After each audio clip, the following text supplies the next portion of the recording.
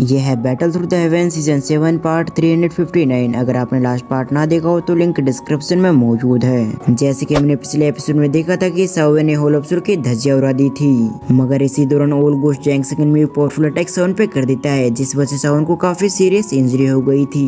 जब ओल ghost जैंग second को लग रहा था कि उसने सावन को हरा दिया है, तभी सावन जाते जाते अपने एंग्री बुद्धा लोटस से उस पर हमला कर दिया। और सावन का ये एंग्री बुद्धा लोटस इतना खतरनाक था कि उसने होलोप्सुर की पूरी धज्जियां उड़ा दी थी। लेकिन तभी ब्लैक एंड व्हाइट ट्वेंजुन आ गए, जिन्हें रोकने के लिए टाइजुआन से सामने आते हैं और शायद से वो मारे गए। दूसरी तरफ हम सावन के ग्रुप को देखते हैं जो एक जगह पे आ चुके थे, जहां मास्टर योलो सावन की बॉडी को चेक करने के बाद बताते हैं कि इसे स्टार की एनर्जी की जरूरत है। और अगले सीन में हम फेंग जुंजू को देखते हैं जो सभी से कहते हैं सावन को इतनी बड़ी इंजरी आई है, जिस वजह से मुझे लगता है कि सावन पूरी तरह से रिकवर होने के बावजूद अपने ट्रेनिंग को आगे नहीं बढ़ा पाएगा। ये सुनने के साथ ही योलो कहते हैं लगता है तुमने अभी तक सावन की बॉडी को चेक नहीं किया, इसलिए तुम्हें कुछ भी नहीं पता चल रहा। तुम्हें एक बार फिर से सावन की बॉडी को चेक करनी चाहिए, जिसके बाद तुम्हें सब कुछ पता चल जाएगा। दूसरी तरफ फेंग जुंजी को याओलो की कोई बात समझ में नहीं आ रहा था, इसलिए वो अपनी स्पिरिचुअल एनर्जी को सावन की बॉडी के अंदर डालते हैं। और अगली पल वो हैरान होते हुए कहते हैं ये नियान मिस्टीरियस ड्रैगन पिल। ये कहते हुए काफी ज्यादा हैरान दिखाई दे रहे थे,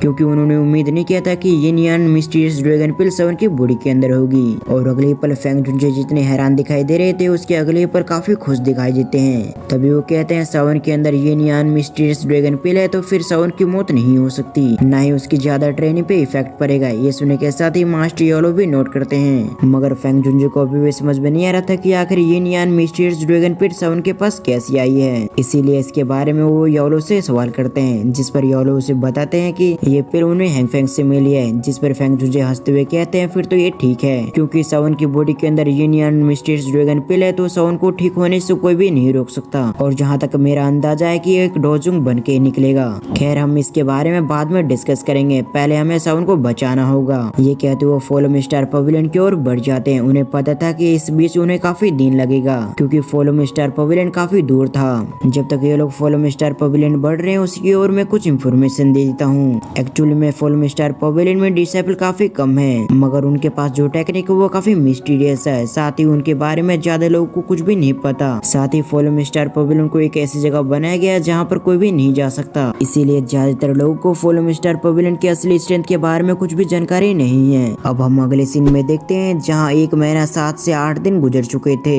और अब तक वो लोग आ चुके थे साउदर्न रीजन के स्काई स्टार माउंटेन रेंज में। स्काई स्टार रीजन में आते ही फेंग जुंजे सभी की ओर देखते हुए कहते हैं हमने फॉलो मी स्टार पवेलियन को स्काई स्टार रीजन के अंदर ही बनाया है, ताकि इस लोकेशन को एक डोजुंग भी ना ढूंढ पाए। फेंग जुंजे की बातों को सुनने के बाद मास्टर योलो भी स्काई स्टार माउंटेन रेंज की ओर देखने लगते हैं। उन्हें याद आता है इस जगह को उन्होंने काफी सालों पहले देखा था।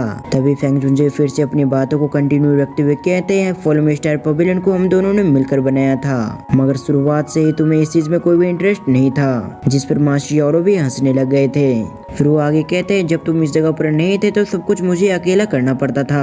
इसी तरह से बातें करते हुए वो लोग एक जगह पे आ चुके थे, जहाँ पर आने के साथ ही वो सभी रुक जाते हैं। फिर फेंग जुंजे अपनी स्टोरिंग से एक स्पेशल टोकन निकालते हुए सभी को बताते हैं अगर तुम्हारे पास ये टोकन नहीं है तो तुम इसके अंदर नहीं जा सकते, और इसे हमने इसलिए क्रिएट किया है ताकि हमारे एनिमी इस जगह को ढूंढ भी लेते हैं, तब भी कोई भी इतनी आसानी से फॉलो मी स्टार पवेलियन के अंदर एंटर ना कर पाए। और ये एक तरीके से फॉर्मेशन का काम करते हैं, ये अपने आप ही नेचुरल तरीके से बनी है। फेंग जुंजे की बातों को सुनने के बाद सभी लोग हैरान हो गए थे। साथ ही वो आसपास देखते हैं, जहाँ पर हरियाली के अलावा उस जगह पर कुछ भी मौजूद नहीं था। जब इन्होंने अपने यहाँ कदम रखा था तो इन्हें लग रहा था कि ये फॉलो मी स्टार पवेलियन के अंदर एंटर कर चुके हैं, मगर इस जगह को देखकर उन्हें हैरानी हो रही थी, क्योंकि इस जगह पर कोई भी स्टूडेंट मौजूद नहीं था।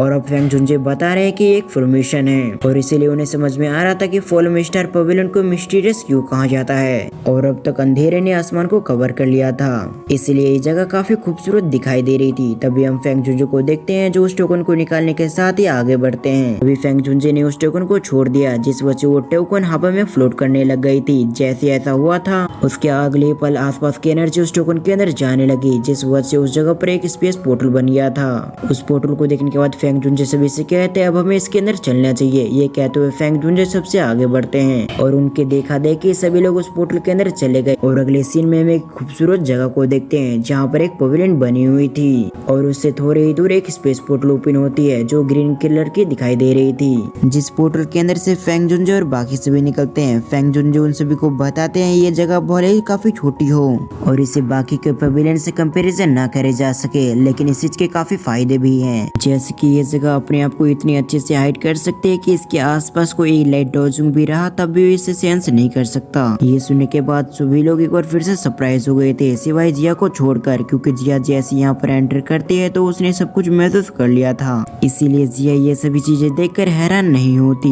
तभी उनकी ओर हम कई सारे फिगर्स को बढ़ते हुए देखते हैं जो कि कई सारे बर्ड्स के ऊपर खड़े हुए थे।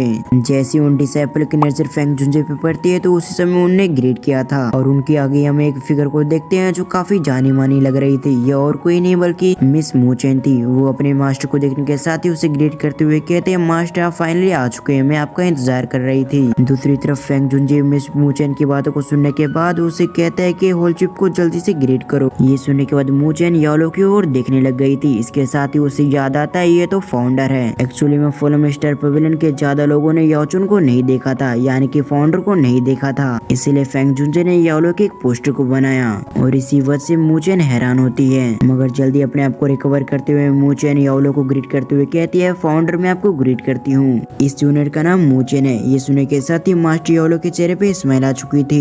साथ ही वो फेंग जुनजे की ओर देखते हुए कहता है, तुम मुझे एम्बेरस करने की कोशिश मत करो, मुझे पता है मैं काफी समय से यहाँ पर नहीं आया था। जिस पर फेंग जुनजे का कहना था कि वो इससे एम्बेरस नहीं कर रहा है, बल्कि सचमुच यालो इस जगह का फाउंडर है और इसी कारण से उसने उसकी पेंटिंग बनाई है ताकि सभी लोगों को पता चल पाए आखिर उनके फाउंडर कौन है। फिर फेंग जुनजे अपने डिसेबल की ओर देखते हुए कहते हैं, तुमने मास्टर यालो के बारे में तो काफी सुना ही होगा, इनका पूरा नाम याओ जुनजे है, साथ ही ये टॉप ग्रेड के पिल रिफाइनर भी है, इसीलिए अब जबकि तुम्हारे फाउंडर यहाँ पर आ चुके हैं तो वो तुम्हारा काफी अच्छे से ध्यान रखेंगे। ये सुनते उस जगह पर जितने डिसेबल थे वो सभी हैरान हो गए थे। उन सभी ने याओचिन का नाम सुन रखा था कि आखिर याओचिन कितने बड़े टॉप ग्रेड के अल्केमिस्ट हैं। जैसे उसकी बातें खत्म होती है उस समय याओचिन उससे कहते हैं, अपनी बातें बंद करो क्योंकि हमें जल्द सावन को भी ठीक करना होगा, इसलिए हम ये सभी बातें बाद में करेंगे। ये सुनने के साथ ही फेंग जुनजे भी इसके लिए तैयार हो गए थे। दूसरी तरफ हम मूचेन को देखते हैं जो ये सुनने के साथ ही कि सावन इस जगह पे मौजूद है वो आसपास देखने लगती है। दूसरी तरफ तभी उसे एक फिगर दिखाई देता है और उस फिगर की बॉडी के ऊपर काफी सारे ब्लड लगी हुई थी। ये देखने के बाद वो सरप्राइज हो गई थी। वो कहती है सावन। और इस सीजन के साथ हमारा ये पार्ट यहीं पर एंड होता है। साथ ही इस वीडियो पर लाइक टारगेट रखते हैं 600 का और वीडियो को फुल वॉच करने के लिए बहुत बहुत धन्यवाद।